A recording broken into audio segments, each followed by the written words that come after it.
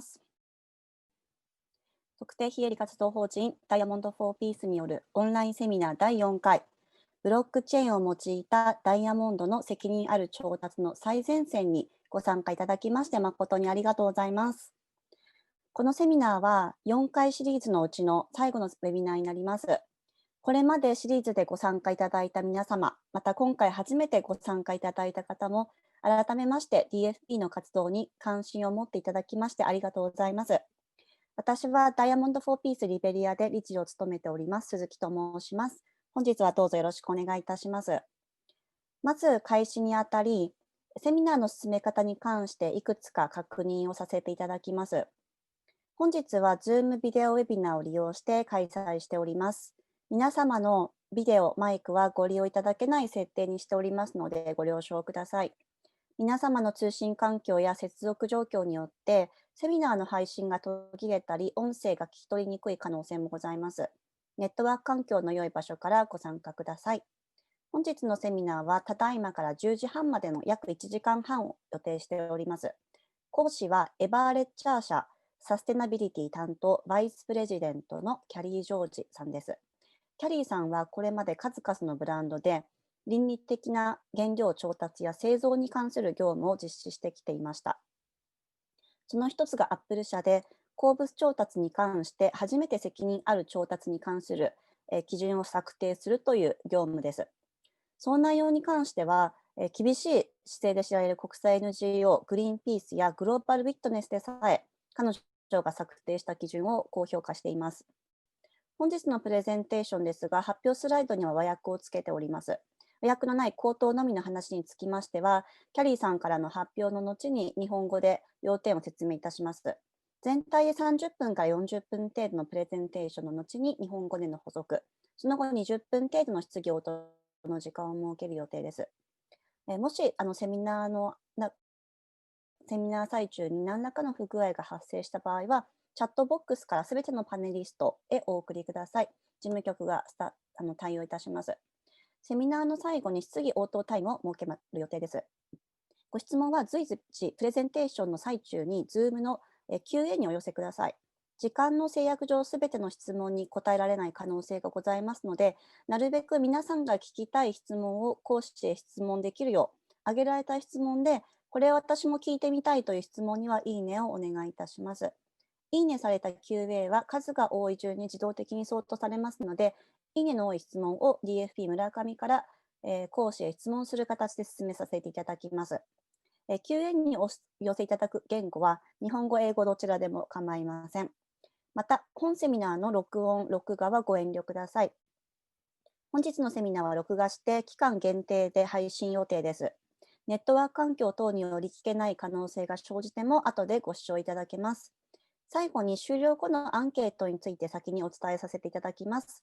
セミナーが終了して皆様が Zoom から退出された後に自動的にアンケートのページが開くように設定してあります。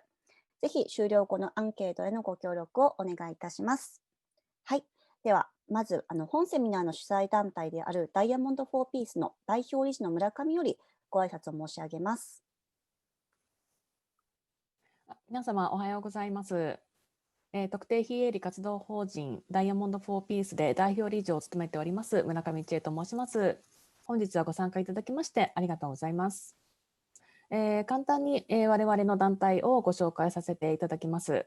私どもは、横浜に、2015年に、設立しました、NPO 団体法人でございます。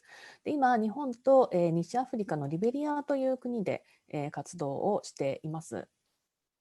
で私たちは、ダイヤモンドが人道環境配慮の上、採掘、カット、製造されることが当たり前の社会を目指して活動しておりまして、ミッションとしてはダイヤモンドのサプライチェーンにいる労働者の労働環境改善、社会的地位の向上を図ること、また、ダイヤモンド業界における取引が道徳的で公平になるように働きかけることという、ミッションを掲げて活動しています。で活動分野としましては、啓発活動、ダイヤモンド協会における、問題ですとか課題を、多くの方に知っていただいて、行動を起こしていただく。それから、自立支援活動ということで、今はリベリアなんですけれども、ダイヤモンド関連労働者が、貧困から抜け出して自立ができるようにという、技術支援を行っております。また、緊急支援というのも、あるんですけれども、活動対象国で災害ですとか大きな、疫病が発生した場合には緊急支援をしております。例えば今年はコロナがありますので、そちらの、手洗いの設備ですとか、マスクといったものを活動対象地域で、配布をして、手洗いの方法ですとかっていうことも一緒に啓発をしています。私たちは当面の目標としましては、フェアなダイヤモンドを国際市場に流通させる仕組みというのをリベリアから作っていくということを目指して、今日々活動をしております。では、今日の、登壇者にお越しいただきたいと思います。Please welcome Carrie George and Vice President from the Ever Ledger. Hello, it's so nice to meet all of you and to be here today. Let me share my screen and go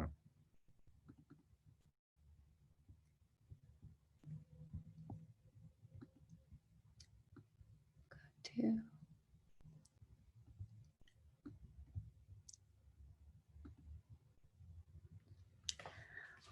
Again, my name is Carrie George. I'm the Vice President and Head of Sustainability at Everledger. Let me give you a brief introduction to our company. Our vision is to contribute to greater transparency, trust, and sustainability while providing our customers amazing experiences in the marketplace. We are operating across multiple verticals and multiple industries, from diamonds starting 5+ years ago and moving into batteries, electronics, apparel, wine, and gemstones today. You can see we have a number of partners and clients across these materials and industries. And let's go into more of our technology. A brief background on blockchain. When we look at blockchain in terms of how it's developed, if you look at hypertext technology that was developed and really amplified in 1989 to bring us to what became the World Wide Web, you can see specific engagements and improvements in technology that have brought us to blockchain today, from email protocols to ATM transactions that were able to go beyond just a single site, and reduction of fees and structures, and now today to peer-to-peer transactions that were driven by many of the previous technologies and interests in decentralization.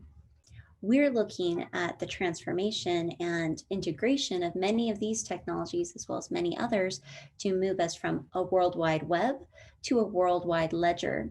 We often talk about blockchain as one word, but the more generalized term for it would be a distributed ledger. And so worldwide ledger is kind of the goal or the layer of the internet that we're looking at today in developing.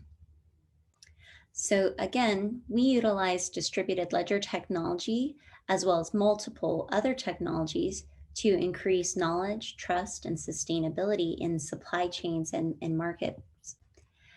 And I'm going to today talk a little bit about our product, but that we also, and I also oversee our engagement and developing ethical practices in our own corporate engagement and in our corporate engagement on environment, which would be both the people and planet. And so with our product, with our people, and with our corporate behavior, we hope to have the greatest impact on sustainability that we can have. When we look at our product, we have 4 main goals that we engage on with our product that we know. So we track and trace materials, authenticate products and materials, and make sure that they're verified. We show that evidence of those activities and compliance records, and that we tell the story. So we tell the story to the buyers and sellers in the market. And finally, that we enable better sourcing, trading, and transactions because of this data, and we enable those that are making those transactions and transfers of information, product, and money. The suite of technologies that I was mentioning, I mentioned blockchain or distributed ledger, but we also have artificial intelligence, Internet of Things or IoT, intelligent labeling, and nanotechnology that we apply. And we utilize this to make a layer of different types of services that enable guarantees and permissioned access, as well as permissioning flows of materials that we can then gather insights into dashboards and download reports based on this overview of information that comes from the supply chain that has been permissioned and accessed. And finally, that consumers can see at a glance of their hand where and how this information looks for their specific product. So going on to our platform, and specifically sustainability impact and sustainability impact in mining, let's look overall at how mines feed into the end product. Ultimately, you have miners at one side, but one mine or a series of mines of a single material will feed many actors in the supply chain. This is still simplified, but you can see that many actors, as well as many types of industries, may end up engaging in a single mine or a mine source or a region of minerals. And so the idea is that one actor may need to feed and permission access to many different actors in the supply chain. And how do we enable that? But ultimately, that this connection is clearly apparent.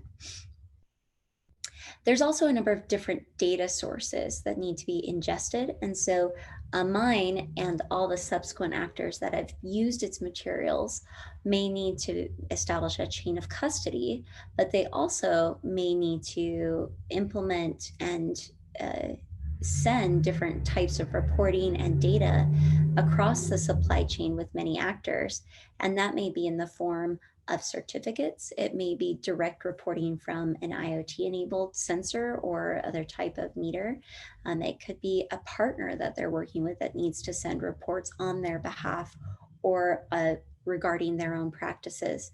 And we're looking at ingesting not just from many actors, but many types and forms of data from different types of organizations, systems, and formats. We look at supply chain tracking, measurements, verification, and impact to bring all this information to the forefront. So our approach includes these types of activities, and you can see different demonstrations of them. That in supply chain tracking, we might show how much recycled content there is, or from what region material comes from. In measurements, we might show the greenhouse gas emissions across the supply chain and through many actors, and we'll go into a little bit more of that. We can include verification both of any of the supply chain tracking. So if there was a provenance document, so in the diamond world, it could be a Kimberley process certificate. It could also be an invoice from the mine itself, or it could be a third-party audit of the entire system. And in terms of impact, this is an example of one of the groups that we're working with PACT, that they can be reporting their own impact data for what they're working with the mines on the ground. So finally, just going through and seeing these types of insights, you can see that we can help buyers as well as multiple actors in the chain be able to report their impact more effectively and systemically with direct data. Our goal is to create accurate claims, efficient reporting, and ultimately improve conservation and environmental impact, as well as economic inclusion. So specifically, when we talk about mining impacts, one of the key issues in mining often is talked about is human rights due diligence. There's a host of different legislation across the world that is adopted as well as pending related to human rights regulations. So let me go through a little bit of that and how it applies to what we're doing. If we look at the different evidence that is required to demonstrate to those regulating bodies that you have done that due diligence, we will pull in and ingest a number of different reports. You can see the growing regulatory and investor requirement environment in the jewelry industry, for example, from 2001 to 2020 today, that they're requiring increasing due diligence. So what do? We help companies, let's say in this case, a mine at the beginning of the supply chain can provide certain information, and we ultimately will ingest it at that source and then be able to produce it for companies like, in this case, Brilliant Earth, a jewelry company located in San Francisco that has reported to its customer its actual mine source. And so that is justified by the actual source of the gem, as well as the tracking of the gem through the supply chain. We can do other types of things where we pull out and extract different legal statements from invoices, as well as claims and other documentation and certifications overall. Some of the things that we really focus on, as well as the confidence of these claims. One of the different types of technologies that we apply is machine vision or machine learning. And in this example, I'm showing that we were able to read over 41,000 documents and find 25 critical errors. That is a really critical activity to do because of the volume that we're talking about, and that the critical impact is that we were able to find to such a minute percentage of detectability that would have otherwise gone unclaimed and undetected. That's where product claims become weaker and sensitivities with legal teams to not overstate things become greater.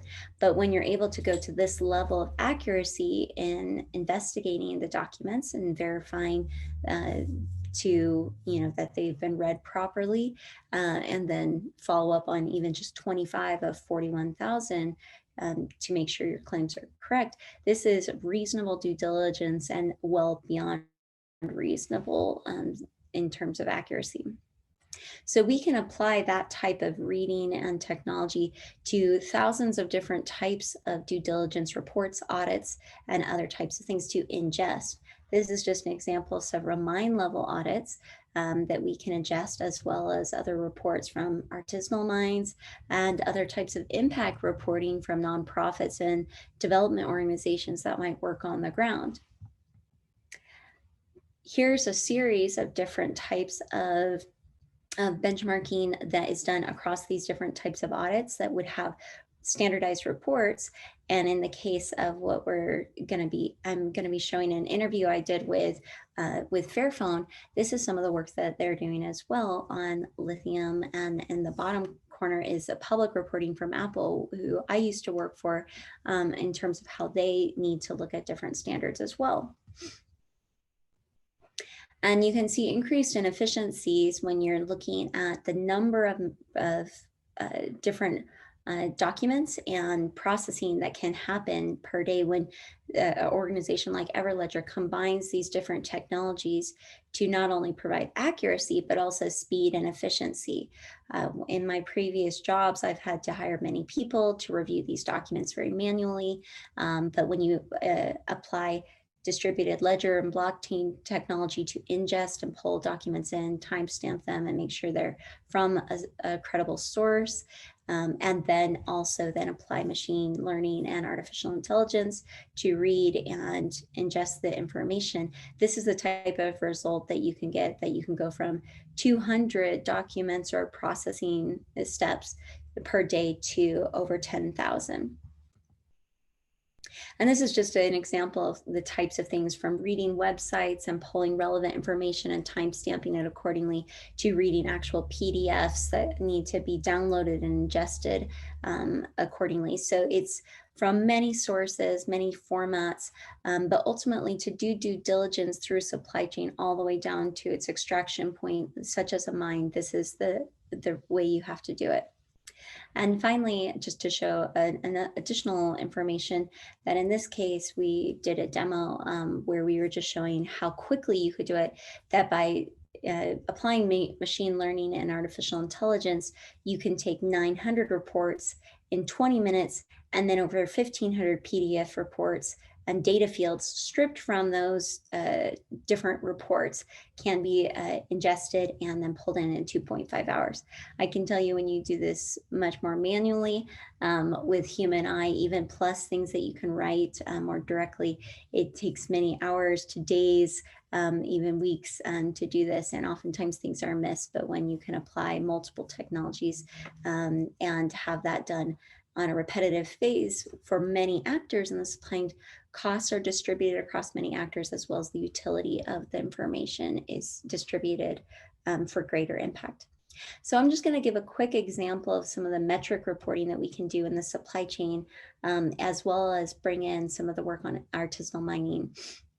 As you know, scope 3 of greenhouse gas emissions is one of the hardest things to actually get in terms of accounting for your carbon footprint, as well as it has the highest and negative impact. So scope 3 are not only difficult, but average on 5.5 times higher than scope 1 and scope 2 emissions.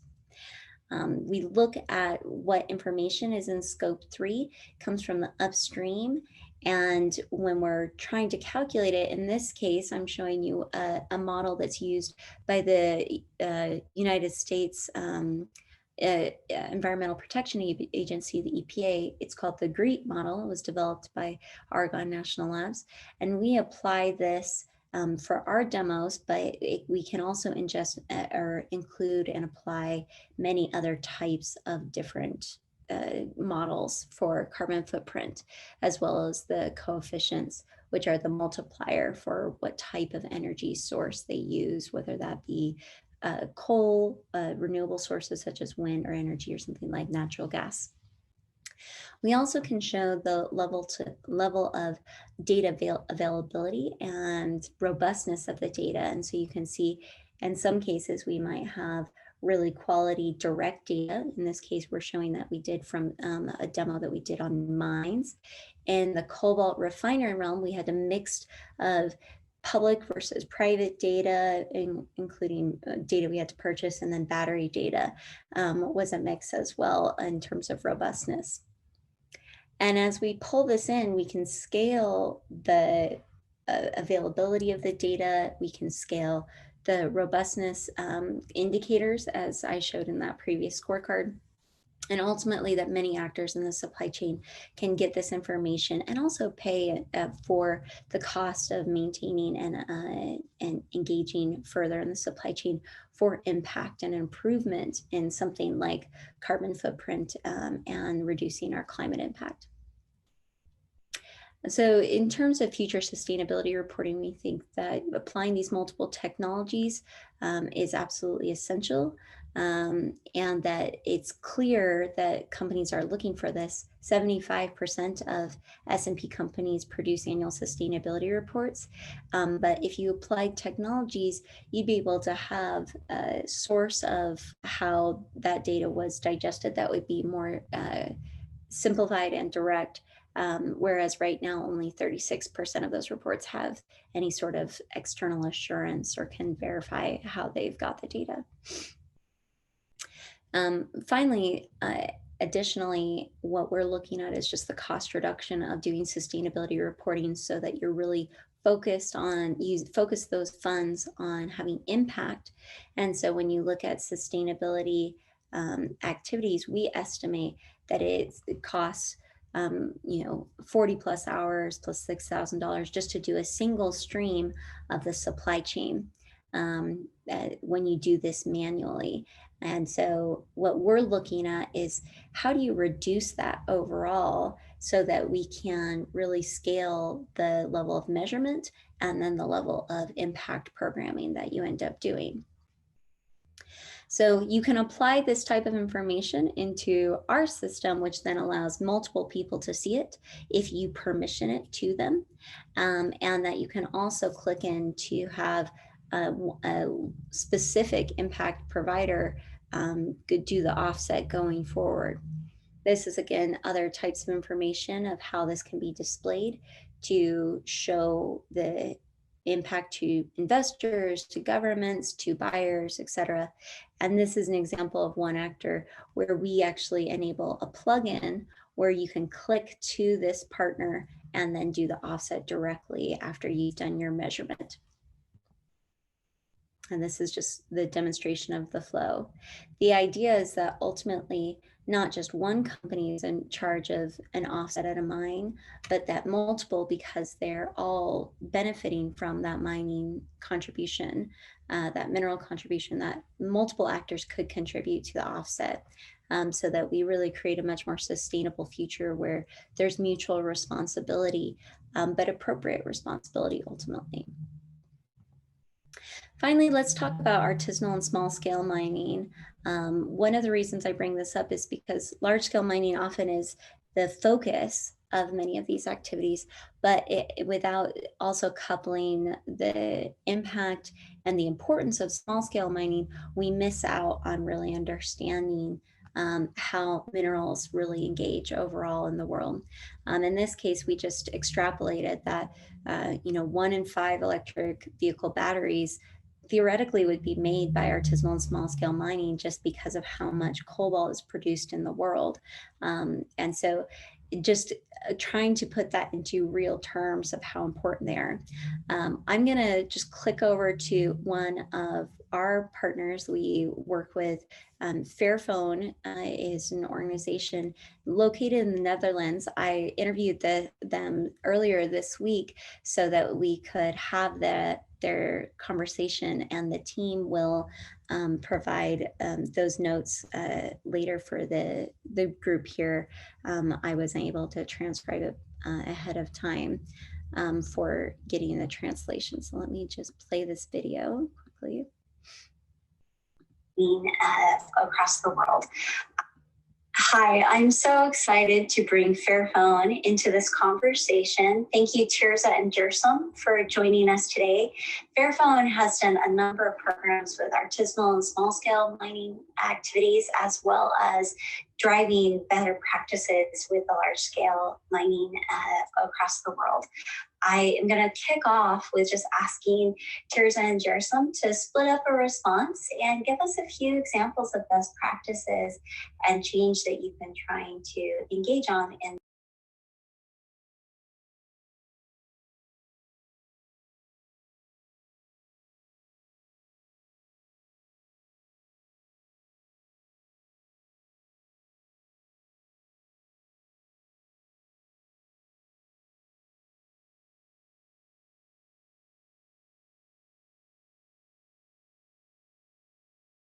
Programs related to artisanal mined gold and cobalt. Gold, our engagement started already in 2017, so it's a program that's been running for 3 years. And cobalt is a relatively new program that we started with, let's say, in full swing in the middle of this 2020. In terms of best practices, I would rather say that this breaks down into 3 key elements or 3 components. The first element would be the approach that we take into looking at, let's say, issues and problems of ISM mining that are happening on site, so at the mine operation itself, as well as what is happening at the wider community. So in a sense, by looking broadly about what is happening at the ISM level, we use a kind of landscape approach in which we don't just address the problems of the mining operations, but we also analyze the relationship between the mine operations and the community around. As a second key element that we pay attention to is basically the sense or the notion of a continuous improvement plan. So this idea comes from the fact that in our relationship with ISM is one in which Fairphone doesn't or wouldn't expect the ISM operations to be 100% perfect at the point in which we start engaging with them. But we rather take a more realistic approach, and we say we will already start engaging with you at the point in which the ISM operation also commits to a continuous improvement path. And this continuous improvement path, let's say, is one that gets commonly agreed between ourselves as an organization or as a part of a consortium together with the ISM organizations, at the very beginning of the programs. In this way, for instance, the ISM group then can feel the full benefits of investing their time and their effort in becoming more and more responsible from the very start of our relationship in what we would already denominate a true partnership, one in which you start building trust with one another from the very beginning, and you don't just expect them to improve up to the point that you will start engaging with them. And the third important element is the engagement that we want to create, which is not just between Fairphone as a company and the ISM groups, but is really the supply chain engagement. We believe that supply chains are a driver or can become a driver for the expected changes that we have, and that is the approach that we take.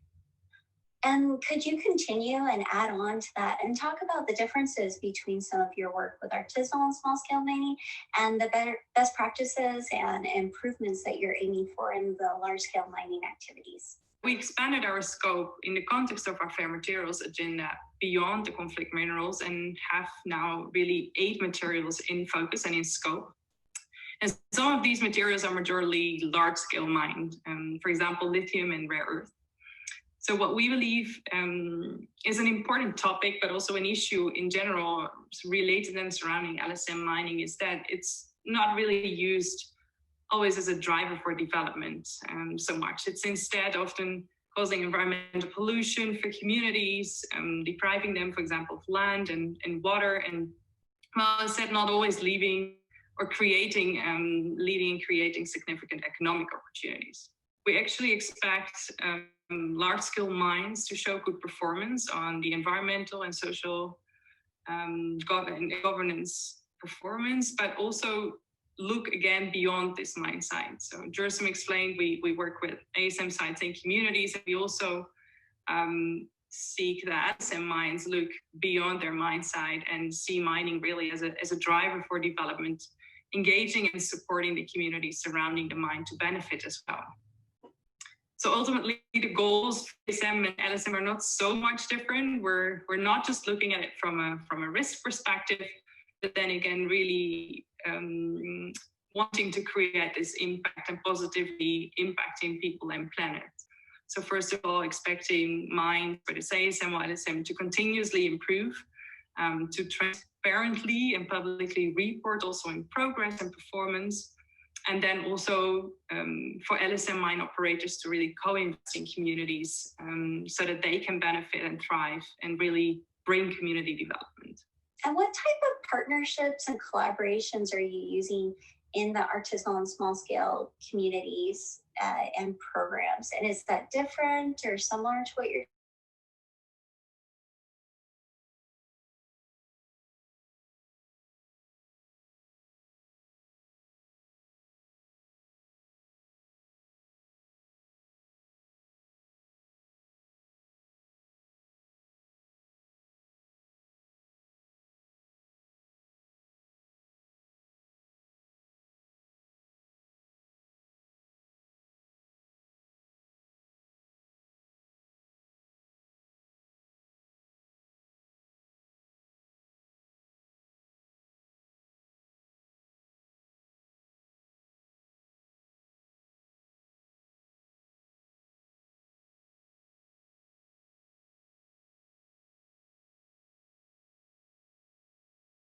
have made a partnership that of course includes us, and we also have brought on board other electronic industry players as, let's say, the downstream representatives. But we have also reached out to international and local NGOs, which we also consider very important actors and stakeholders. So for instance, we collaborate closely with UNICEF and EVOS, who, for instance, with their expertise into combating issues such as child labor, give us a very big advantage in terms of the different aspects that we can tackle while engaging with ISM. We, Fairphone, of course, are not experts in child labor, and we reach out rather to the experts in the topic to address these issues. Another example is the fact that in the same partnership, we work with Fairtrade and Solidaridad, who have many years of experience in forging responsible supply chains in a very credible and reliable fashion. So once again, we are not necessarily as Fairphone the experts into all the different aspects. Of course, we look at how to make this the material integration, and then we build alliances in which we bring, let's say, different skills to address all the different issues that are surrounding ISM communities. The second example would be the program in the DRC related to ISM cobalt mining, and in that circumstance, for instance, we also feel that let's say the responsibility for addressing all the different issues is not solely a responsibility of the mine operators or the upstream players, but this is again, something that needs to be shared and thought through again by all the different supply chain actors at the different levels. In that spirit, the program that we have started in the DRC becomes a kind of demonstration program, but that program will then be pushing an agenda which is much larger than the partnership we have on the ground. And for that one reason, we have decided to form what we have now named the Fair Cobalt Alliance. And the Fair Cobalt Alliance becomes a partnership between actors at different levels in the supply chain, both large and small, that will help us, spread the approach of engagement and continuous improvement, not just among, let's say, the partners of the project, but in a much wider way, in much wider fashion across the entire industry. Do you feel as though you're able to have a ripple, or what's your goal in order to influence or scale some of the work you're doing today, and how are you going about that? Let's say the Fair Cobalt Alliance is an alliance that openly invites all the different actors that would like to join and contribute to the changes we want to achieve to then again sign up to the Fair Cobalt Alliance. Or for instance, we are also open to talk to people that would like to join our partnership in the gold sector. Well, Jersom said already one important thing, and that's that partnerships are key. But let me explain a little bit more our strategy that we have as Fairphone indeed to create this impact and the ripple effect you mentioned. Because Fairphone is, at least for now, still a very small player in the industry, but we have this very, very big ambition to change the industry and as we say, it really change it from within. So our strategy to do so is threefold in a way. Firstly, it's around building awareness about the supply chain, its complexities, the issues. And then secondly, really setting the example and proving that it's possible by creating actually our Fairphone, a phone that lasts, a phone that includes fair material sourcing and sources, a phone that's made by workers in the supply chain that are given a voice and for where their well-being is cared for. So that's our proof point really as a second one. And then thirdly, that's creating followers. So inspiring the rest of the industry to follow that example and to really gain that ripple effect that you mentioned. And that's, so that's actually part of our mission. And that's also part of our daily work. So we're actively working to share our best practices, to share our lessons learned. We do so in our blogs, in webinars like this. And ultimately, we're always looking and seeking for partnerships and collaboration to help reach that scale and that systemic change. So for those of you that are listening and that are interested, we look forward to hearing from you as well.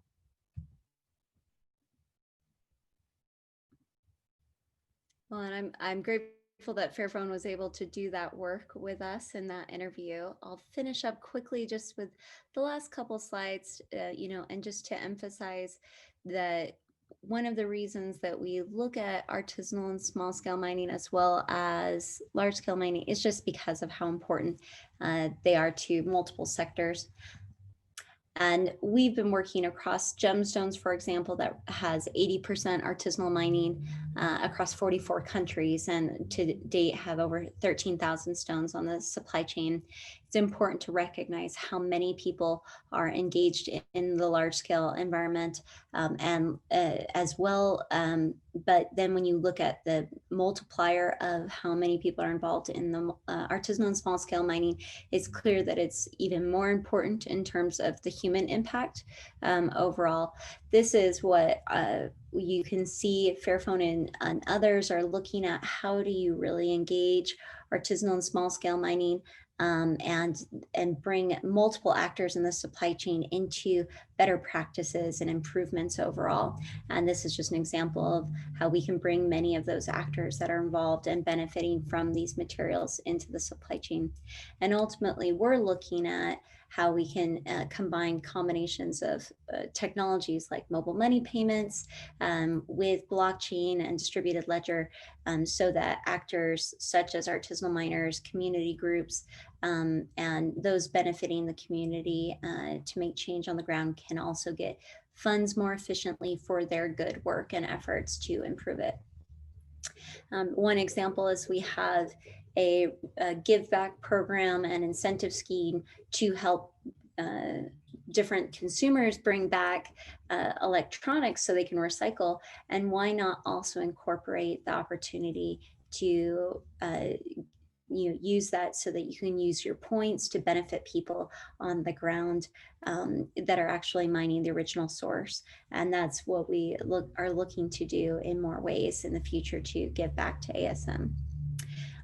Ultimately, we look at combining these for low-cost product identification and effective product identification combined with permissioned access. And you look at all of that, and ultimately we think that will enable accurate reporting, improvements in environment and economic well-being of producers and across the supply chain, and efficient reporting. We think that this and has seen this have impact across different types of sustainable development goals. And ultimately, by involving these people, technology, and organizations, we think we can address the most challenging problems of our time. So thank you so much for your time, and feel free to reach out and contact me in the future. And I'll hand it back to the host here today. Thank you again. Thank you, Carrie. それではちょっと日本語の方で特にビデオの部分ですね、内容を紹介したいと思います。それ以外の発表はほぼ、スライドの、日本語の通りに進んでいたかと思います。では、録音のですね、内容なんですけれども、フェアフォンという、オランダにある、ベンチャー企業ですね、そのフェアな鉱物を使って、原材料を使った携帯電話を製造販売している会社のお話です。で、フェアフォンでは紛争鉱物やコバルトが、手掘り小規模採掘者によって採掘されることが多いので、紛争鉱物に関する意識を高め、ASM というのは手掘り小規模採掘の略なんですけれども、の状況を改善するということに焦点を当てて活動を開始しました。で、金、ゴールドとコバルトについては、数年間そういった、活動をしていて、2017年からゴールド、2020年にコバルトを開始したと。で、その手掘り採掘、小規模採掘の、原料ですね、金とコバルトの、から、調達していると。で、3つ大きな要素がありまして、1つは、鉱山での課題を、見ること。それから2つ目が採掘するコミュニティで実際何が起こっているのかというのを確認すること。で、その採掘のコミュニティに、継続的な改善の計画があるということを重視しているそうです。その活動開始時にその彼らが 100% 完璧でなくて全然いいんですけれども、その活動の関わりの中でそういった改善計画が実施されることを期待していることだそうです。で、3つ目は、サプライチェーン全体の、アクターのエンゲージメントというところに注目していて、その、サプライチェーンが、ポジティブチェーンという、そのポジティブな、影響力を持つサプライチェーンになるように、したいということですね。要はそのサプライチェーンのこの、利益がきちんとその採掘者、手掘り小規模の採掘者の人たちに還元されるということを目指しているそうです。でそれから、手掘り小規模だけではなくて、やっぱりその原料というのは大規模採掘、LSM という略称なんですけれども、からも、調達をしているそうです。ただし、やっぱりその大規模採掘というのは必ずしもその現地の開発にとってプラスになるわけではないということで、例えばその環境の悪影響が大きいですとか、そのコミュニティ、採掘コミュニティの人たちは必ずしもそこで、仕事を得られるわけではないという、経済的な機会が限られているということがあります。で、フェアフォンは大規模な採掘が鉱山周辺のコミュニティだけではなくて、周辺の手掘り小規模採掘ですとか、より、広範な労働環境の、の改善の推進力となることを期待しているそうです。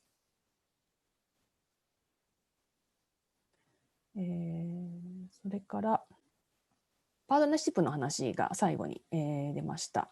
やはりその活動を実施していく上では、一企業だけではなくてパートナーシップが重要ということで、今後も継続的にパートナーと、タッグを組んで、事業を推進していくということで、例えばウガンダの場合ですけれども、エレクトロニクス企業が入っていたりですとか、あとはユニセフ、フェアトレード、ソリダリダードなどの、NGO ですとか国際機関などとも協力しているそうです。で、彼らの、手掘り小規模採掘と関わる戦略なんですけれども、まず複雑な課題ですとか課題に対する認識を、持つこと、次に労働者が声を上げられるということ、携帯電話のリサイクルが可能であること、責任を持って調達し原料ですねを効率的に使用すること、それから、彼らのフェアフォンのやり方を真似してくれる企業とか賛同してくれる、お客様が増える、それが拡大していくということを目指しているそうです。で、今ですねこのお話をお聞きになっている方でもフェアフォンにコンタクトされたい方がいらっしゃいましたら、ぜひどうぞということでした。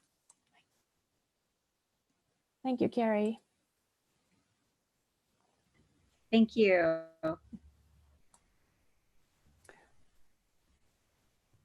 So I'm returning this to MC. では一旦司会の方に戻します。はい、ありがとうございました。それではここで質疑応答の時間に移りたいと思います。もうすでにいくつか、Q&A のボックスの方に送っていただいてますけれども、皆さんもしそうですね、今回のこのプレゼンテーションの中でぜひ質問したいというものがあれば直接英語、日本語どちらでも構いませんので QA の方にお寄せください。またもうすでにいただいている QA でこれも聞いてみたいというのがあればぜひいいねボタンを押していただければと思います。で今もう事前にお申し込みの時にもうすでに質問いただいていた項目がいくつかありますので、皆さんが質問を書いたりいいねをタップしている間にちょっとそちらの方に関してまずは直接聞いてみたいと思います。Okay, so Carrie, I would like to ask you some questions we received in advance. はい。ちょっとお待ちください。はい。ちょっとお待ちく Okay, ださい。yeah. The first one is今。yeah. くださいね。はい。I have it. To what extent is the blockchain for tracking the diamond supply chain actually used now? Mm-hmm. So in terms of the industry that's using it, it's going to be different in each industry. In the diamond industry, we have a number of the biggest players in the world. So of the top 20 diamond manufacturers, we have several of them, which represent about 75% of the world's production. So we have a fraction of the 75%, but it is very large because that would be revealing exactly kind of who it is. I can't give you the percentage, but it is a substantial number that we're talking about. We're not talking sub 10% or sub 20%. So that's going to continue to grow. We do have a subsection of their supply as well because it's what is traceable. And so that means that they did have to have documentation. They did have to have some form of verification for where the mined material came from. So it is a subsection of their overall supply, but that's going to continue to grow as the ecosystem expands. In cobalt industry, when you take Everledger, when you look at the battery industry, when you take Everledger plus our peers and competitors, there is also a substantial amount that is actually engaged in the distributed ledger. So you could say somewhere above 30 to up to 60%, depending on how you categorize those actors. But because we don't hold all of the actors that are doing this in the battery supply chain, it's difficult for us to say because we're mostly focused right now on the circular economy side, on the recycling side in North America. Okay, thank you.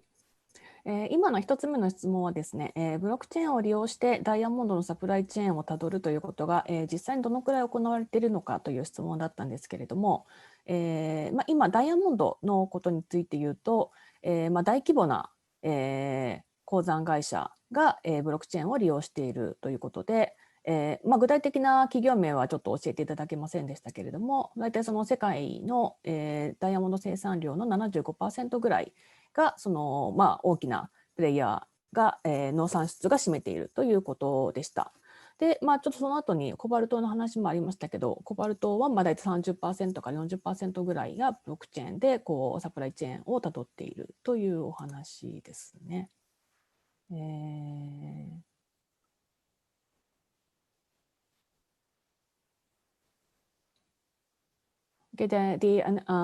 次の質問なんですけれども、ブロックチェーン活用にあたって IT の普及やリテラシー等の問題はないですか？特に原産地、原産国における課題は何でしょうか？ So Carrie, another one. Is there any issues with the spread, not spread, expanding IT in terms of literacy in order to use the blockchain on the ground? What kind of challenges are there on the ground, especially in the country of origin? Yeah, there's a number of challenges when you're talking about artisanal and small scale mining. So there's going to be literacy, different types of language and language accessibility, and then also internet and overall phone access. So when you're combining those three, there's a few things that we're looking at. But we've done different things to simplify the upload in order to make sure that internet and phone, access is very readily available and won't be, tampered or challenged by the system like load capability. In terms of literacy and then language, you try to make things simplified, single words, things that are easily translatable, and words that industry players know, even if they're not fully literate, they would maybe understand what KG meant because they understand that the transactions and the financial transactions. But there's still a long way to go. And one of the reasons that we're interested in using mobile money technology as an infrastructure is because so many of the artisanal miners already are used to that versatility in that format. So there's opportunities to engage in other technologies and partners so that it's easily scalable for something they already are recognizing. Thank you. 今の回答はですね、現地の課題ということで、特にその手掘り小規模採掘のことをお話ししてくださったんですけれども、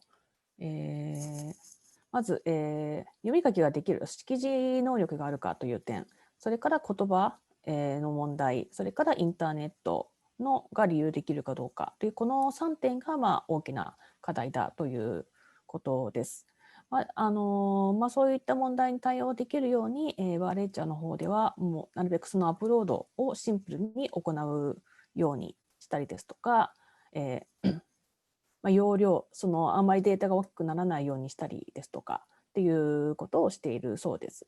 で、例えば文字が読めない方でも、例えばkg って書いてあったら、それはキログラムを表しているとかっていうことは結構皆さん理解されているということで、あとこの、エバーレッジャーのフォーマットにも、利用者のユーザーの方々は慣れてきているので、汎用性はあるのではないかというお話でした。Okay, the next one is 次の質問なんですけれども、EU での紛争鉱物規則に伴った今後の動きはどうなっていくと思いますか？What do you think of the way forward of the conflict minerals principles in European Union? Do you have any idea?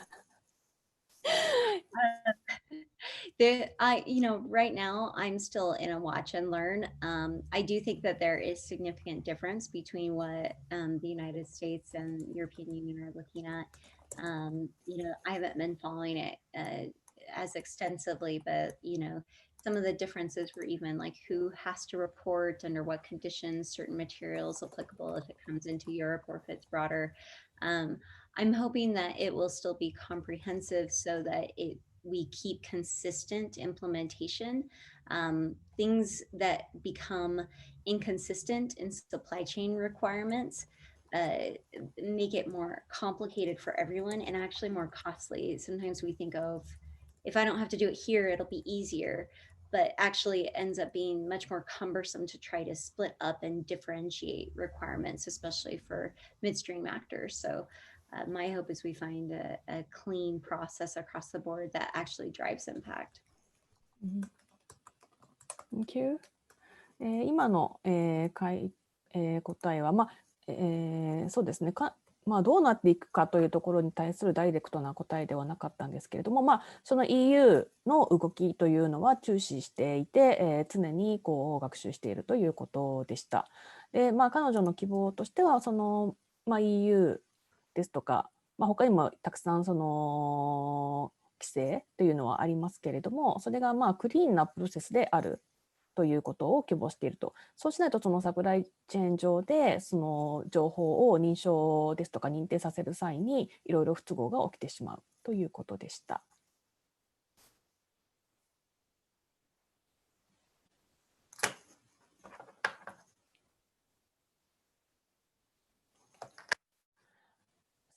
では、次に今日いただいた質問に、移ろうと思います。ちょっとお待ちください。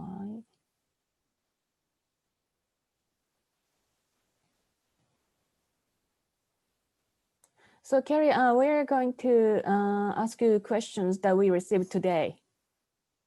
Okay. Okay. In addition to diamonds, what other conflict minerals are likely to attract more attention in the future? Will graphite and mica in the Responsible Minerals Initiative be treated in the same way as high-risk minerals, such as gold, in your opinion? I think that what we'll probably see is an expansion of what will require due diligence for critical materials. The EU has defined a number of materials critical. The US has defined a similar set of minerals as critical, but for different reasons. The EU talks about it in terms of protection. The United States has been talking about it under the Trump administration for security and militaristic uses.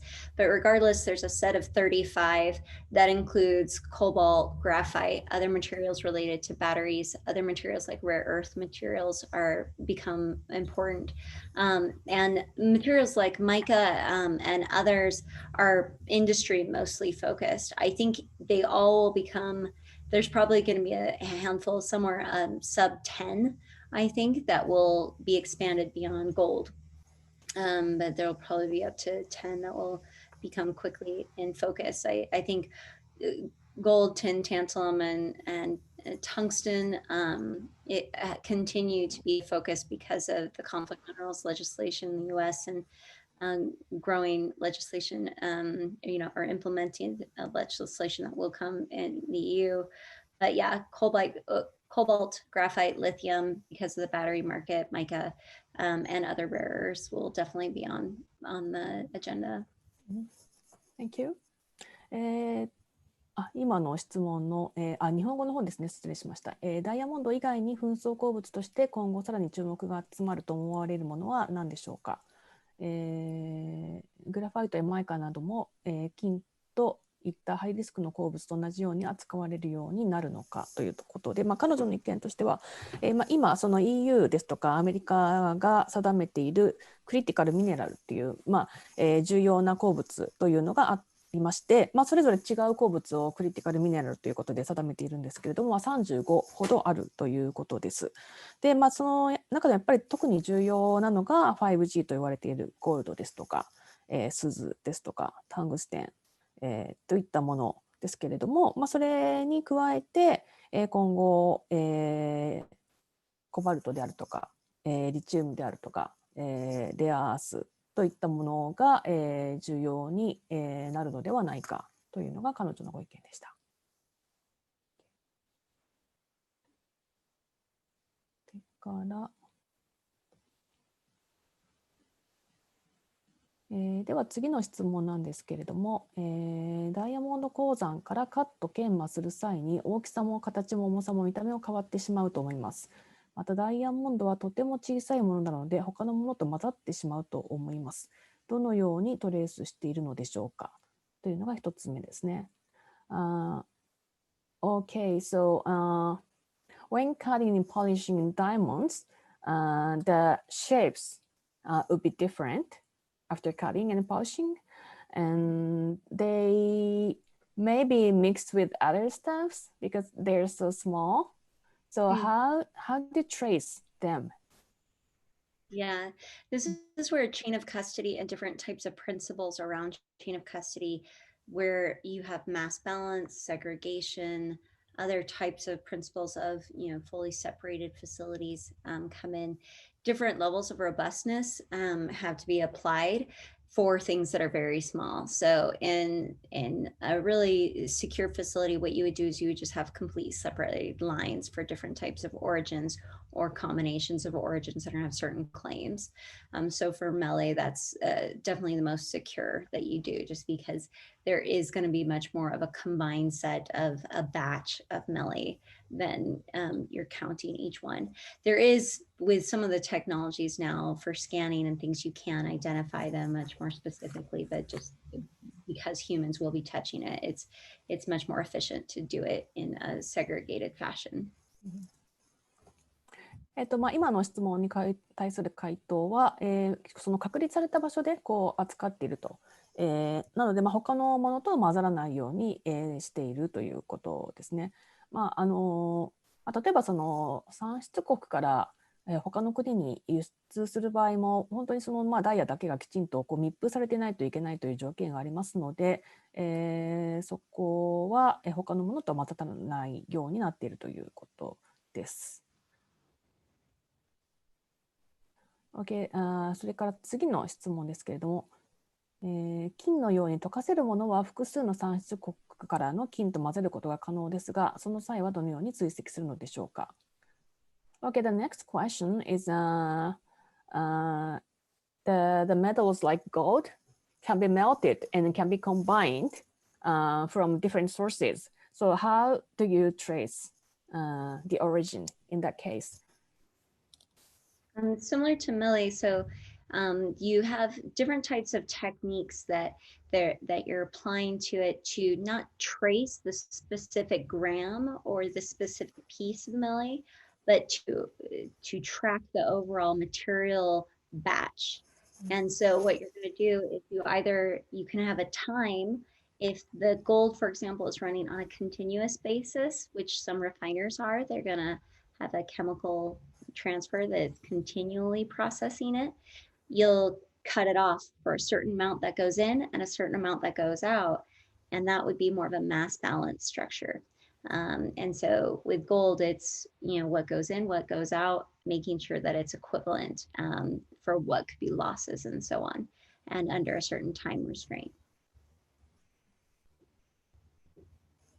Thank you. And so maybe one thing just to say, there will be potential, anything that goes in, if it's combined, it will be combined, right? So as the final report goes out.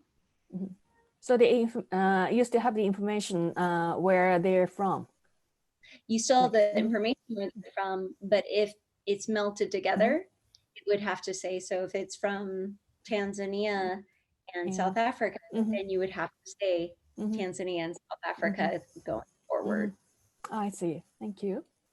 今の質問に対する回答ですけれども、複数の産出国から、例えば金などのような金属は混ぜられるということなので、その場合はその複数の産出国の情報がそのままずっとこう、ブロックチェーン上にこう登録されていくということです。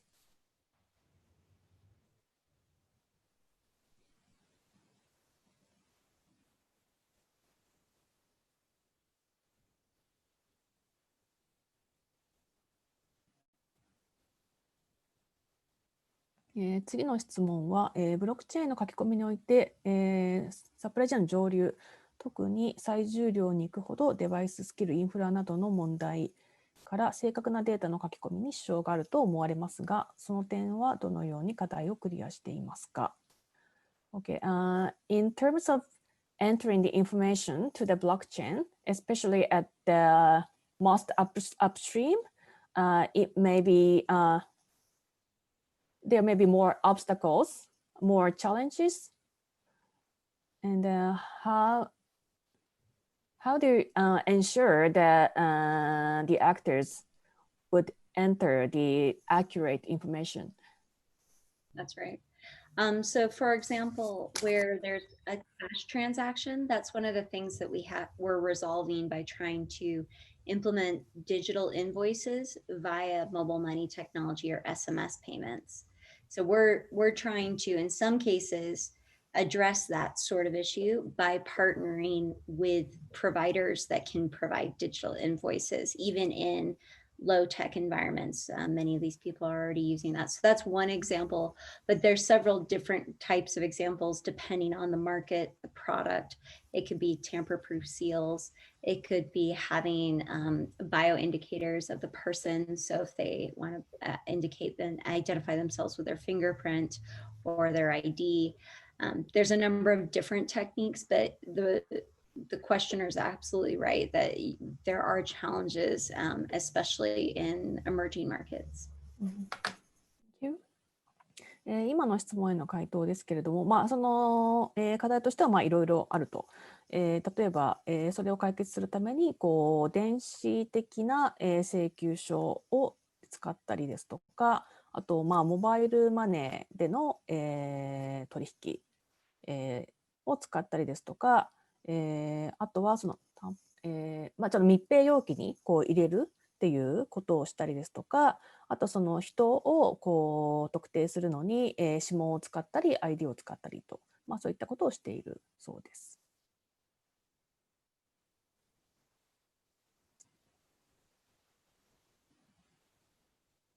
では次の質問なんですけれども、コバルトのブロックチェーンについて質問です。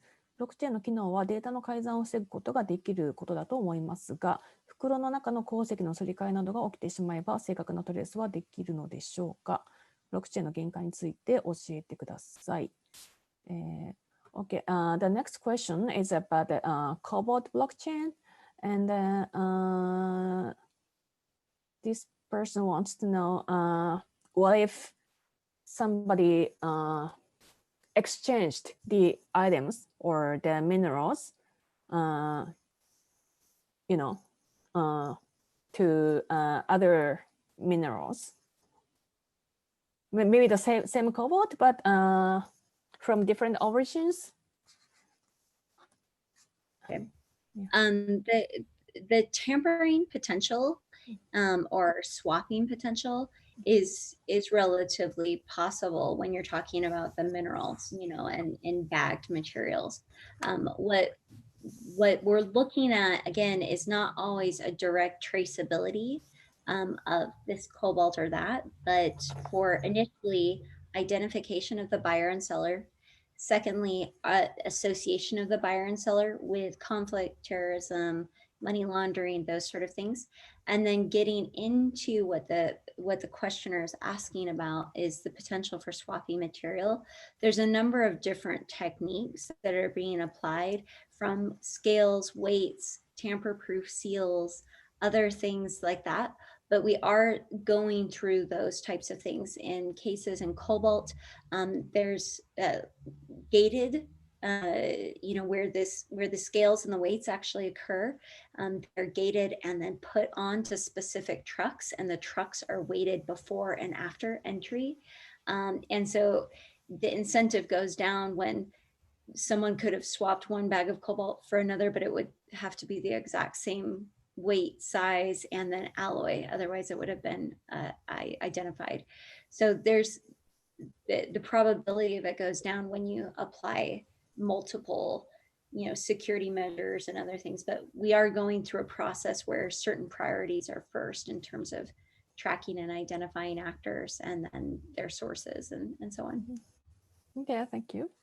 今の質問に対する、回答なんですけれども、やっぱりその、途中で何かこうすり替えられてしまうという、可能性はあるということで、それを防ぐためにまずはその販売者とあと買う人が、きちんと、誰か分かっているということですとか、あとその密閉の容器に入れて運ぶですとか、その運ぶ際のトラックもこのトラックで運ぶというのを指定してそれを使うですとか、あとその情報としてこう入力されている、鉱石の、袋の数とか重さとかが合ってるかということを確認するということです。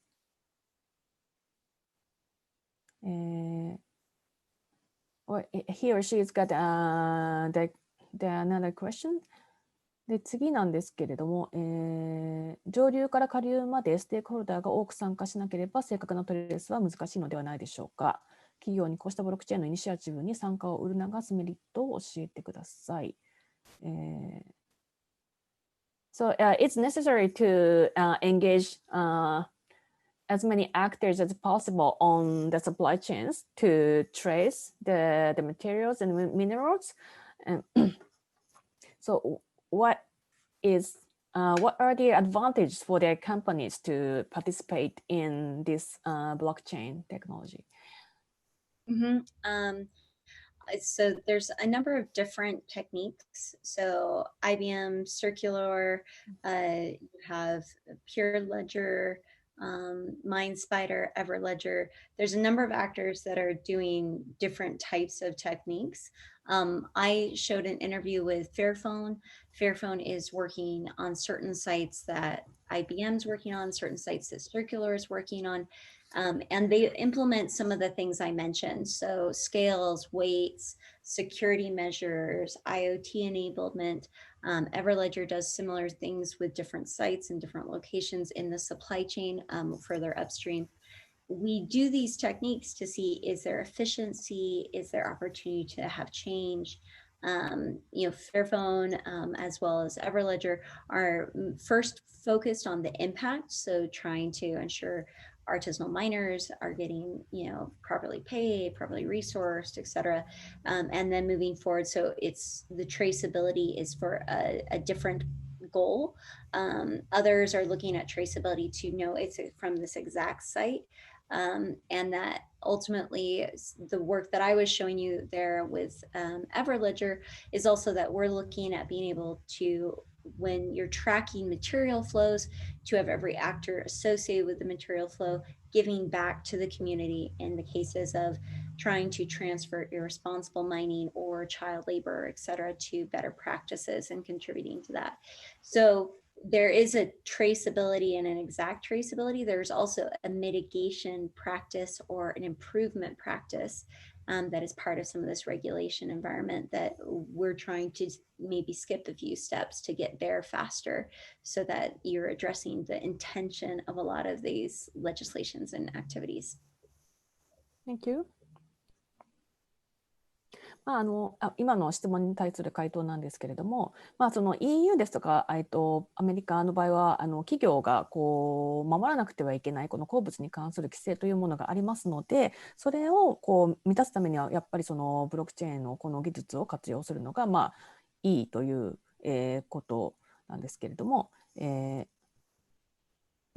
第一の目的としては、トレーサビリティを担保するということ、それからその、トレーサビリティの中でも具体的にこれがどこの、鉱山から来ているのかとかっていうことを、識別すること、それから、問題の緩和、例えばその、児童労働がこう含まれていないということを確認したりですとかっていうことのために、使うということですね。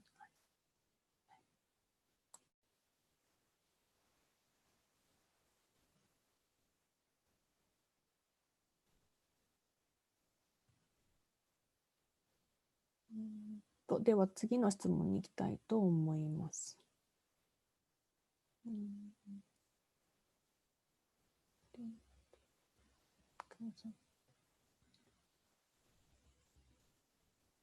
The next question is to use blockchain to store the tracking data in the whole supply chain. I suppose the blockchain should be a public blockchain shared among multiple organizations. I am not an expert in this field, but I guess each organization may have different ways to assess the materials and data format.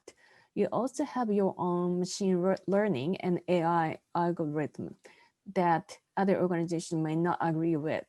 How do you integrate and reconcile potential differences of tracking records and form agreeable public blockchain, which is one of your ultimate goals? This is a great question. And for someone, I am a non-technologist, but I work in the technology field. So I will give you my layperson approach and communication. I work with a number of organizations, from the World Economic Forum to the UN Global Blockchain Council, and then to the Responsible Business Alliance's Responsible Minerals Initiative Blockchain Committee. And every single one of these are working on exactly those questions. How do we align on different types of interoperability principles? How do we reconcile differences? How do we make sure our code is open sourced on these specific elements? It's not solved. So those questions are hot topics in terms of how do we actually engage. Right now, there are a number of conversations of interoperability among peers and competitors. There isn't one that's quite public yet. So stay tuned, and let's ask this question in about 6 months and we can be more public about it. Thank you. 今のご質問は、いろいろな企業がこういったブロックチェーンですとか、機械学習ですとか AI というものを使っているので、これはその、フォーマットなどをこう標準化したりとかする必要があるのではないかという意図だと思うんですけれども、それについては今、いろいろな、他のところとそういった、ディスカッションをしているということで、すごく今ホットなトピックということです。ただちょっと今あまり公言できることがないので、半年ぐらい経ったらまた聞いていただければその時には答えがあるかもしれないということでした。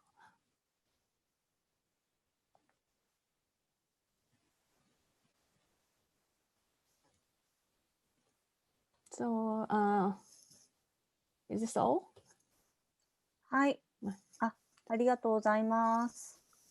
なんか事前にもいろいろ質問をいただいて、ちょっと今まで私たちが扱っているようなトピックとはまたちょっと違う視点ですごくテクノロジーの話だったので、ちょっと難しかったところもあったかもしれないですけれども、でもとてももう新しい、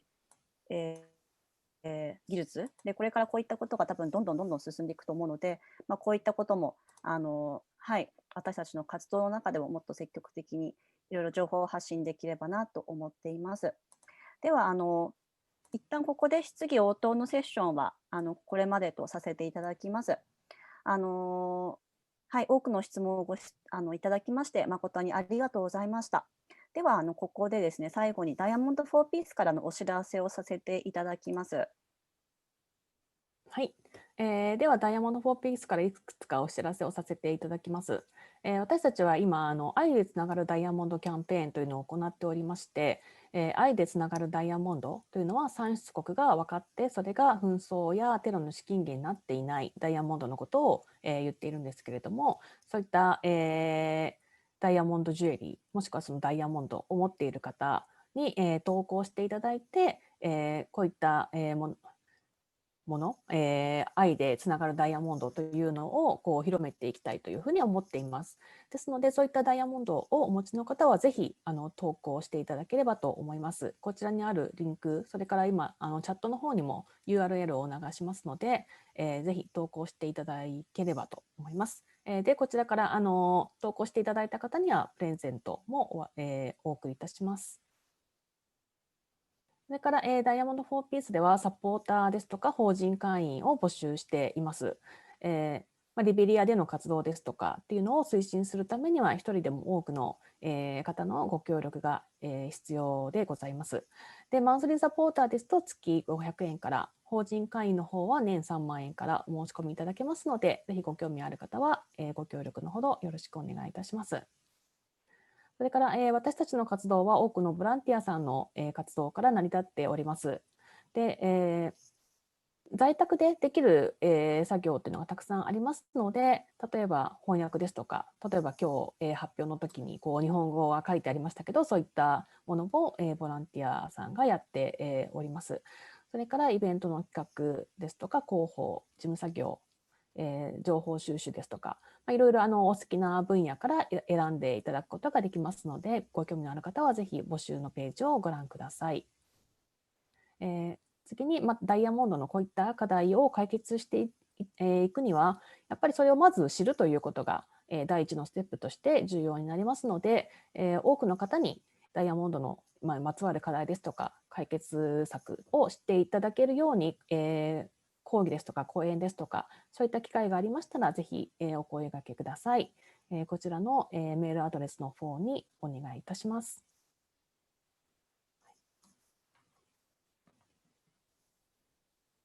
はい、では、舞さんどうぞ。はい。はい、ではダイヤモンド4ピースでは、ダイヤモンドが、人道環境配慮の上、採掘、カット、製造されることが当たり前の社会を目指して、リベリアにおける採掘労働者への自立支援活動と、日本国内外においてさまざまな啓発活動を実施しておりますので、皆様引き続き応援ご支援をよろしくお願いいたします。SNS のアカウントをお持ちの方は、ぜひ当団体の Facebook、Instagram、LinkedIn、Twitter のフォローをお願いいたします。それではこれで第4回オンラインセミナーを終了いたします。